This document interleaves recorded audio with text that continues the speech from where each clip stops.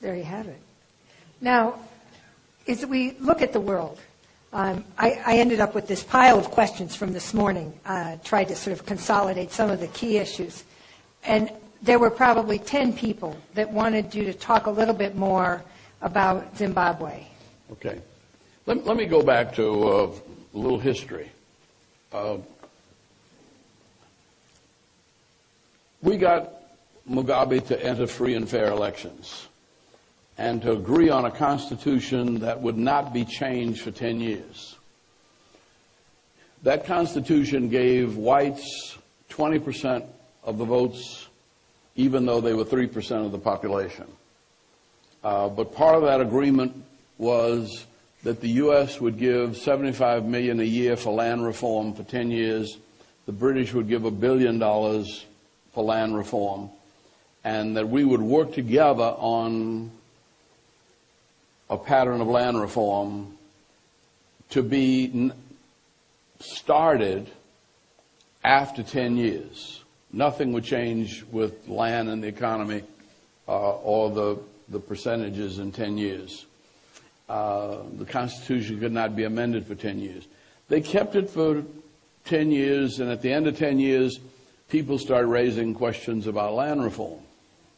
Now, you have to remember that in Africa, the land that was taken from people was taken in the 40s and 50s, much of it. In South Africa, some of it in the 60s and 70s. So it's not like us and the Indians. People are alive who remember living where there's now a government building.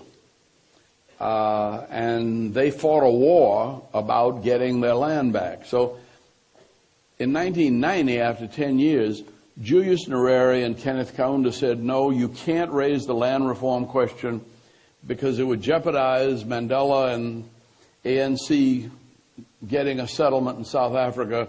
We have to take care of South Africa first. Then you can talk about land reform.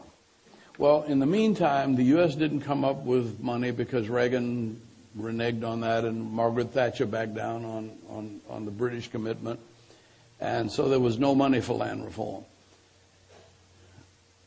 The African leaders stopped them in 1990. By 2000, Mandela was out of jail. He had served his term, and Thabo Mbeki had been elected president. And so the soldiers came back to Mugabe again. What about our land? And he said, well, they took it from you, take it back. And they started this taking back land. Now, surprisingly, during that period, the year or so of transition, the actual numbers of people killed were around 200 people in 2 years. Only 12 of them white farmers. And most of the killing had been done in places, whites and blacks were killed not as a political threat, but they were killed as a result of quarrels and fights that spun off where everybody was drinking too much. And so it was a relatively peaceful transfer. Now, land reform should not be a problem in Zimbabwe. One landowner had 475,000 hectares of land. That's larger than Belgium.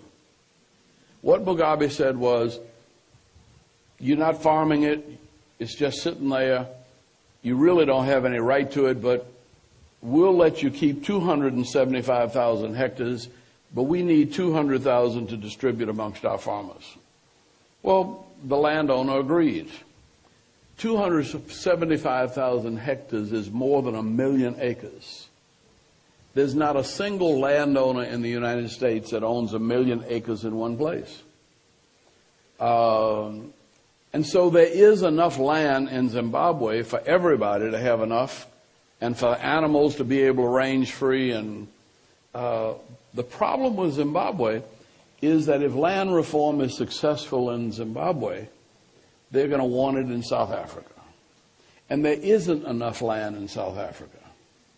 I got married in South Africa to my second wife in the American Embassy, and I was riding by, and the young woman who runs the travel agency that was taking me to the airport, when we passed by the American Embassy, I said, I got married up there in the American Embassy. And she said, I grew up there. And she was about 40 years old. And I said, don't tell me your parents worked for those rich white folks. She said, hell no. She said, my father built that home.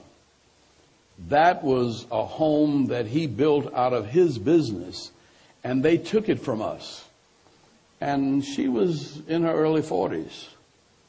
And she remembered until, I said, how long did you live there? She said, I was about almost 15. Which means that, 25, 30 years ago and this was about, 5 or 6 years ago now. But that as late as for a 40, 50-year-old woman to remember growing up in a home that had been taken from her family. And I said, well, has the new government done anything to repatriate her? Oh, she said, they just give in the runaround. They're as bad as the other one. See? Now, the problem is that there just isn't enough land. There isn't enough money. And land reform would be a real problem in South Africa. So South Africa can't criticize Zimbabwe, because their own people are mad that there's no land reform. But the U.S. and Britain don't want Mugabe to succeed. But I don't think there's any way to stop it, because Mugabe is not hurting Zimbabwe. The U.S.-British embargo is hurting Zimbabwe. It's just like, is Castro hurting Cuba, or is the embargo hurting Cuba? If you didn't have an embargo on Cuba, Castro would have been changed or gone, and all of Cuba would have been doing better. The embargo does not hurt Mugabe. It hurts the people.